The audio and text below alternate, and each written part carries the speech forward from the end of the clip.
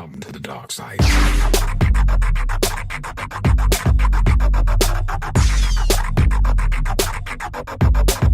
I have you now. Hello guys, welcome back to another review. Today it's a durable blaster. It is the HLF ARP9.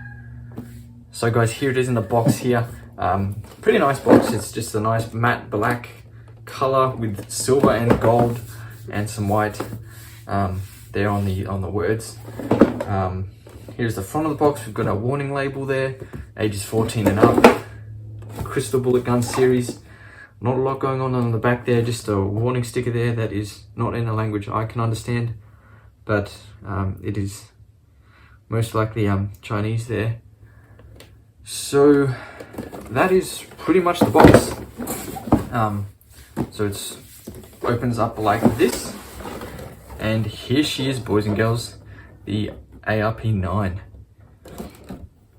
So let's take that out of the box and the beautiful blaster.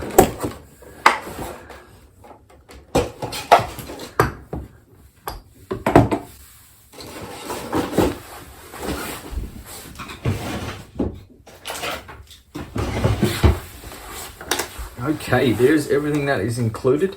So we have our USB charger, 7.4 volt battery. I think it's a LiPo, pretty sure.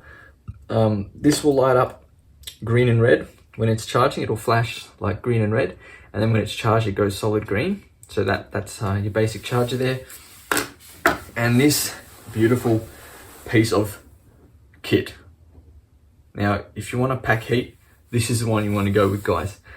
The ARP is not a bad blaster at all. It has metal internal gears, and it has one of the fastest firing rates on the market for an electric durable blaster.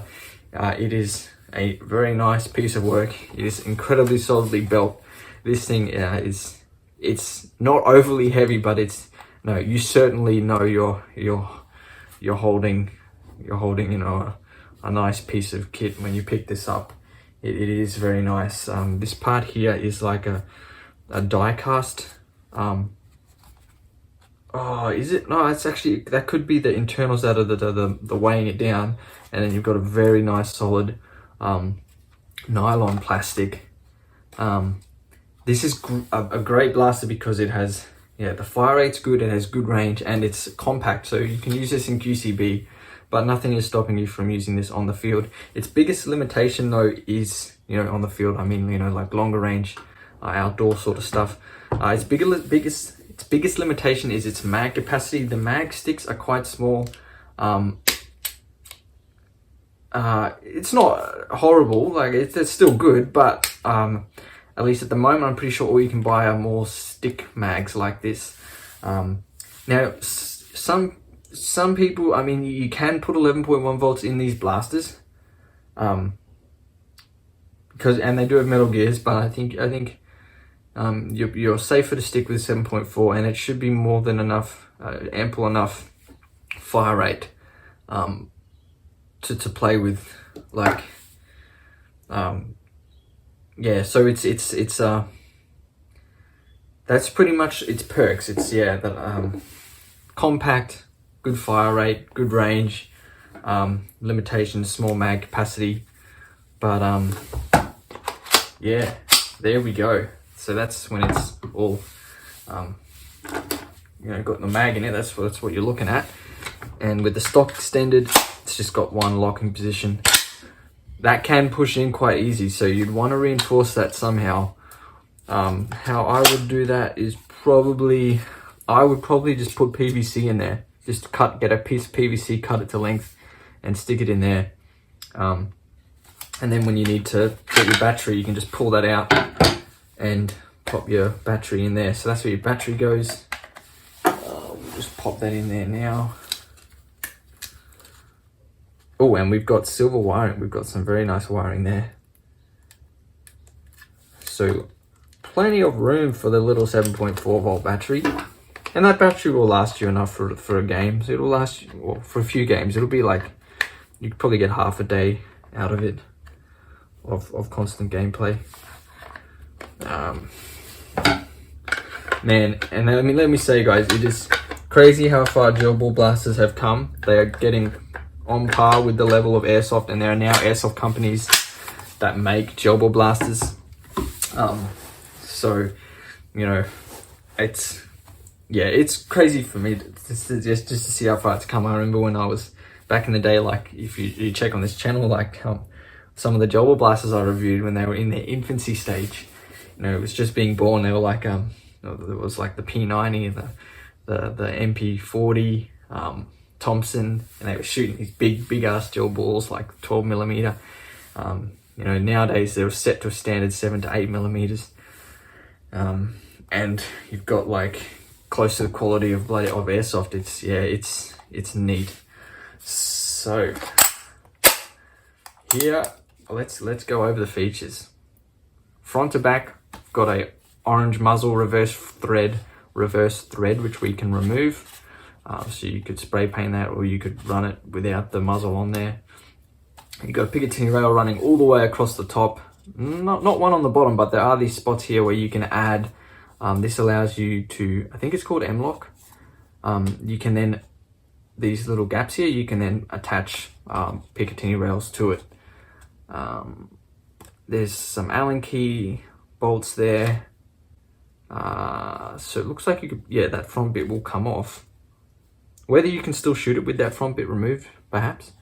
I'm not sure. Got the stick mag, HLF armament model combat machine cal 0.7mm AEG. Got the magazine release, got the stick mag. That door opens up there to load the gel balls. You got your terminals there. That's pretty much that. The mag there, and then we've got this clip here, which I'm not sure what that's there for. It moves though, so I presume that does something. The mystery button. Well, it kind of just sits there and wriggles. Oh well, you've got that piece there. Trigger guard. This cool little pattern under here. Plenty of room to get your finger in. Ooh, forgot that we put the battery in there. So there's your fire rate. And we've got our fire selector. It's on full auto, semi and safety. Got our handle here, the butt. It's got a nice grip, good size. Yeah, that's a good size. Under here, your gearboxes, the motor. The motor is in here, and that is actually designed so that you can tighten it over time if it moves out of place. If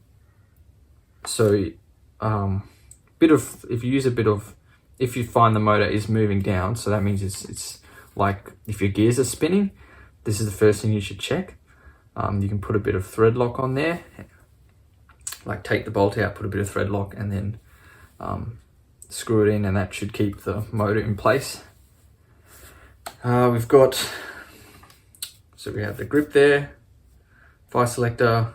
Then up the top, this is it's more cosmetic. This doesn't actually operate the gun in any way. It just opens that door and looks kind of cool. This doesn't prime the mag. The mag, actually, you just got to pull the trigger down until it pushes the balls up.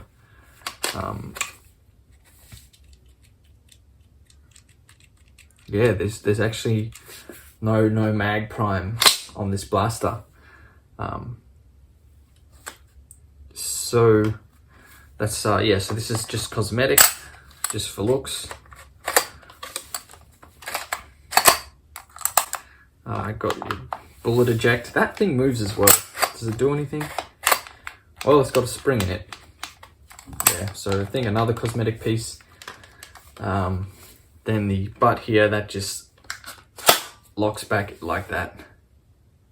And that's pretty comfortable. I can shoulder that pretty well. It's not like small by any means. It's not like a Nerf gun where it's ridiculously tiny. But yeah, it's gonna have that problem where it pushes in. That doesn't take much force at all to push it in. It's got a very nice textured grip on the back there. Yeah, I reckon I'd just reinforce that, like I said, but just with PVC piping. Another thing I heard, I think you could try and drill out the, make those notches a bit deeper, but I don't know, you'd risk making that pretty thin metal.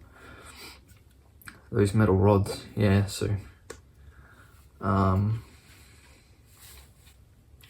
Yeah, that's how I'd probably just PVC pipe to reinforce that. You know, speaking of that, I learned that trick from Coop 779 back in the day. It was when he was doing modding his long shot. The old PVC trick to keep the stock in place. So yeah, I'd just apply that to this, and that should fix that problem. And then you've got yeah, a nice piece of kit that's ready to hit the field. Like this should last many years because it's got metal gears. Yeah, so reliable, nice size, nice weight, compact. Yeah, that's pretty much the blaster, guys. As you can see, there's very few screw ports on here. It's like you've got your two there, got like a bolt or some sort of, yeah, that's like a bolt there. It's like, oh, it's not even screwed in. And then you've got these metal pins, a little hole there.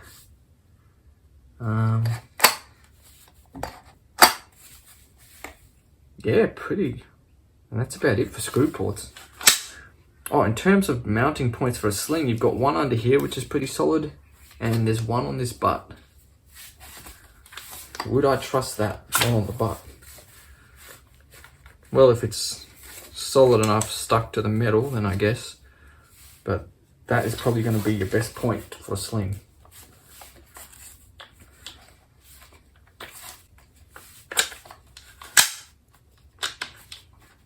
Yeah, so that's pretty much the blaster, guys. Yeah, there we go. Well, that's all for today's video. I'll catch you guys in the next one.